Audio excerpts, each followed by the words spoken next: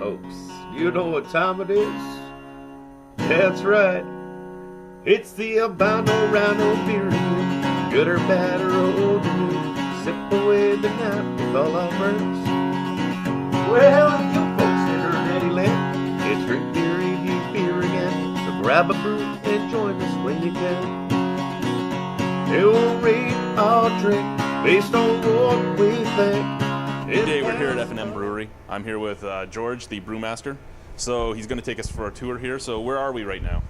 We're in the malt mezzanine. It's where we store all our barley, malted barley, and oats and local wheat as well. And so yeah, we just keeps it dry and off the floor. And then we have our little hopper here. We have plywood. We throw all our bags because we don't have an outdoor silo. We just use bag malt, about a third of a ton a batch. Oh, crap. So I can tell you one little story about this. This is There's a reason there's plexiglass on it. as when I first came to the brewery. One of the areas I wanted to improve on was like just dust levels in the brewery. And I went to Frank Cernick, our owner. He grew up sort of depression, very resourceful kind of guy. And within a few days, he put this together for me. And what I love about this, it's made from plexiglass that you put over a carpet in an office that the chairs roll over to protect the carpet. And he had a couple extra ones, so Frank put this together with some, it looks like C-bar aluminum, and just screwed together this frame, cut it out with a jigsaw, and it made a huge difference in reducing our dust levels. And I just love that it's made out of scrap, which is one of my personal mandates for what we do in the brewery is when we build sort of guards or supports, cages, hangers. We always use whatever we have within the brewery, or my garage or shed, or habitat for a restore locally or wherever. I love repurposing items, not necessarily. Recycler of the brewing industry. Yeah, it's really good. We're not, there are other brewers that do it too, and it makes good sense, and it just feels good as well as a brewer, and it's another little story I can tell. But there's a bunch of places throughout the brewery that I'll show you that I'm really proud of.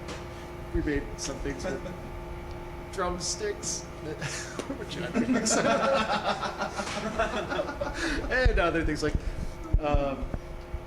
furnaces or drying ovens from car manufacturers, reclaimed from their ovens when they're rebuilding. I can't see what the manufacturer was, but a good friend of ours, I'll show it to you, it's down there. It's one of the most beautiful hose hangers I've ever seen in the brewery.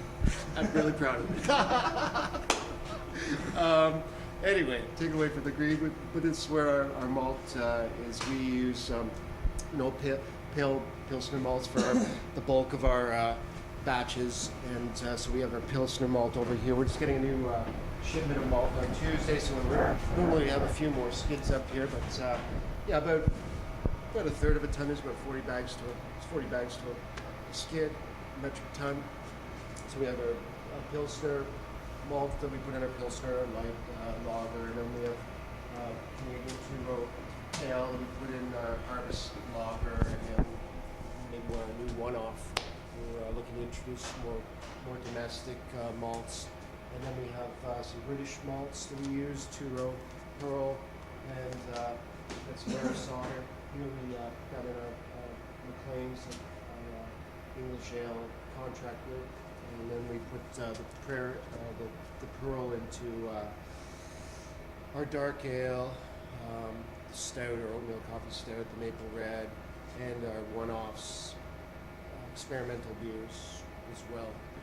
And then we have all the these are like sort of for our main brands, our core brands. These are like the crystal malts, the specialty malts we regularly use, like the Ontario toasted wheat.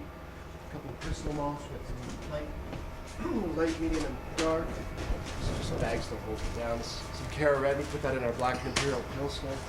And we put in the Cara Munich in there as well. And so we have light, medium, and crystal. So the darks say we use a dark crystal and chocolate malt. 240 and 110, so it's 240. They don't look, does look darker, but until you actually mill it and put it in the malt, then you can really get the color out of the malt. Because you can look at, say, the medium and the dark, and they look very, very similar. So it's best to always mark your bags. And There's a story there. always mark your bags. No, George, you need to If mark it's your not marked, don't use it. Maybe something else. Pretty much, I'm going to throw this out now because I just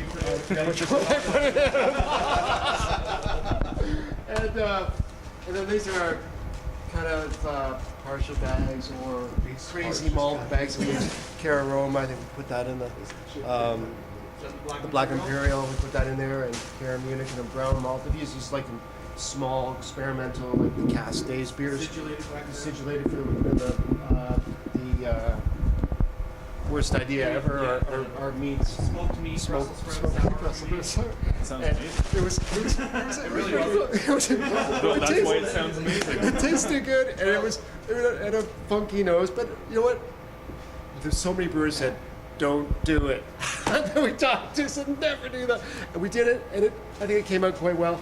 So in different ways of doing sour beers, you can inoculate with like lactobacillus, wild yeast pediococcus. Some brewers let their mash go wild, introduce some wild yeasts into it, or also inoculate it post fermentation or into aged barrels, hidden barrels. So we didn't really want to go that route. We wanted to go with. You could also use a sour malt. So this is like acidulated. There's a fruit grade acid that they've incorporated into it. So it's very low in pH, and so we use about 10%. I think it was about 10% to the total grist load that we put in, and it was a lot of fun too. And putting smoked beef into the boil. I've always wanted to do that. So it was cool. It really had steak notes, super lean. Then the Brussels sprouts and Local Brussels sprouts from our market, and then also the meat came from southwestern Ontario. It was, John McEachern smoked it for us. He's a Canadian, won many awards for barbecuing and such, and he came out for the brew as well, which was a lot of fun. And then we also we keep the tags. I keep a lot of that. We keep the bags to the side business called crap. Oh yeah. This is made from a recycled malt bag. We tend to use the Wireman bags because they have an inner lining, so cool. it pulls the lining out, and Yeah. gives it a second life. The CRAP stands for Craft Brewers Recycled Art Project. Yes. And So it's George's wife that makes them. yeah, so we so she makes bags, carriers, and we have like bomber carriers and growler carriers, and we actually have some more new local soap just around the corner, and I make some sculpture things and stuff, and so yeah, we just use these bags. And this bag, I kept these because these actually for the Black and Imperial Pilsner. I kept these because I wanted to make a special like the shoulder bags. Yeah. Yeah, so these Cara Red, which is what we use, and the Cara Munich type too. So those are the three bags that touched the beer in our mouths. And so we also make guitar picks. Sometimes we laminate these, and so that's when we use some of these for guitar picks. Bit of origami, whatever you want, whatever floats your boat. Anyway, how's that? Recycler is right. Cool. So we throw all our malt up. Really important, and I tell every brewer because I haven't forgot, but some brewer did one time, is make sure the slide is closed before you throw the malt in, because once you turn the mill on, if you didn't do that, it jams the rollers in the mill, and then you see this little opening here. Here, I'll open it. I'll show you over here. This is before I was at this brewery that someone forgot. So that's why we have a new door inside of this hopper. So if that does happen, then what you get to do is shovel it out of there as much as you can, and then you unscrew it, pop the door, and put a bag here, and then you get to unjam the rollers, and then you put the malt back in. So it makes a bit of a longer day. I would imagine. But anyway, this is a 2-roller mill that you can buy in most farm supply dealers across the the province. A lot of brewers use our size, like 2, 3, up to maybe 10,000, 15,000 hex to use a 2-roller. And then you have 6 rollers, wet hammer mills. That's for the big boys. More larger regionals like Pool or Mill Street might have a hammer mill. So we just run it through the mill. You want to crush the grains, like we all know, and you want to keep the outer husk as sort of a matrix substrate sort of structure to sort of let the starches and the endosperm, the food sacs of the grain sort of disperse, but so you want to crush as much as possible so that when the hot water mixes in, it solubilizes and allows the enzymes that are naturally occurring in the malt to cut down the starches and make larger sugars and simpler sugars that brewers love to utilize in the brew house, and then the yeast loves to digest it. So we drop down here, little flexi auger. The motor's right above the mill, so it takes about 15-20 minutes to get the grain across, when we're mashing in, and we'll walk over the brew house and talk a little more about that. And parts. We'll go to the mill. So one of the things when I first came here, I guess 8 years ago, something like that, I noticed what I loved. You go to breweries and they always hang parts off, walls and stuff. But this is amazing. Look, we got like a triple sink here. So we usually have a caustic back here where we put our parts in. Anything falls on the floor, like stainless parts, always goes into the caustic. It's pointed.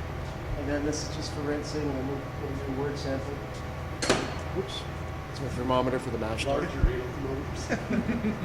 And this is our new sound system that Ken, our assistant brewmaster, just brought in. So now we have to listen to sonics and it's amazing. Mojo compilations. What else? So the parts are just so helpful. If you go, there's another one. Good one is one of the guys down in Toronto, Bellwoods, that we love. Our friends at Bellwoods, Mike and Luke and the whole crew. Wachusett, just outside of Boston. They make a delicious blueberry wheat, summer wheat. Very nice people. 3 engineers started that brewery. Went there on the Boston craft beer tour, I don't know, a number of years ago. Holy crap, how they utilize their space. Like there's this no room. They got tanks every corner of the brewery. We have a lot of room here for expansion. We're very fortunate, and we are preparing to do some expansion in the next year. But it's anyway. What else? I guess we'll walk over to the brewery. Don't mind the hoses. It's one of our little pilot full brew, but small scale brewer houses. Just copper tubing. You can make this yourself.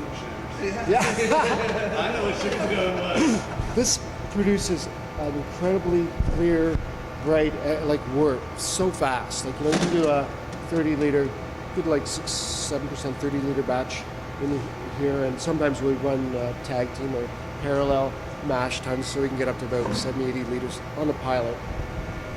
This is our liquor tanks, hot brewing water, the RO, which we use in our lagers, our harvest lager, light lager, the Pilsner, and also our Imperial Pilsner, Black and Imperial Pilsner.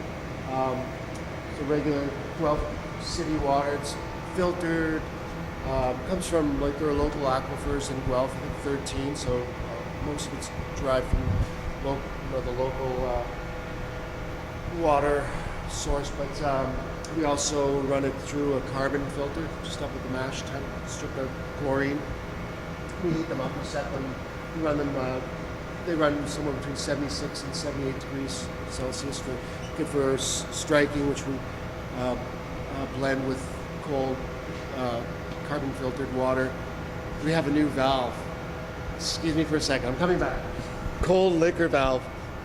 So we have a ball valve, but this is like a gate valve. It's going to Gate valves are much better than ball valves. Gate valves way more control. Absolutely. So we have had this ball valve for a long time, and finally we ordered. bought a new one a couple of weeks ago, and so we're going to put this in place for next week's production. It's going to make a huge difference. Just keep making it a lot easier to control, have a more consistent strike temperature, sparging temperature, what brewers want, all want. That's my casks here. We're mainly a draft brewer. You have this cask here, which we were looking at earlier, your self-contained one. Oh, which one? Oh, the keggy here. These are Schaefer German keggies. They hold 12 and a half liters, and they have a built-in liquid CO2 cylinder, about 85 grams fills of liquid CO2 in it. Yeah, it has enough in there to draw off some good fresh draft, and we do really 37 bottles. I'm willing to bet the residents at Guelph University may or may not have seen one of the two of those. Yes. In their location. They have, and then we also have the standard, like the half U.S. barrel, the 58.6 liters. We have some of our own F&M kegs, and then we're part of the brewers retail, so we, rent BRI kegs, just like a lot of brewers. Because you don't want to hold on to that much inventory. Kegs are expensive, a couple $100 a piece. So what do we have? Our RO city water. These are our heaters. These are our water heater for the big city water tank, and that's for our RO tank. These are just our control switches, timers. And now Ken, our new assistant, Ken Woods, our new assistant brewmaster, is doing great things. He's putting little tags and names on everything. So it's so helpful. So when someone comes in, they say, "Oh, there's the HLT junction box. There it is, right there. Look, there's our circ pump right there." It's amazing. He even had look, he's even got like a sticker on the heater. Oh, I want one on my finger here. Oh, there's my finger. Oh, that's because it's. But it's really important. It's really important. It is. And if you want to shut something down, you say, "Oh," if I say, "Hey, shut down the HLT circ pump," I know where it is. Anyway, it's good stuff. That's one of the big improvements. And this is our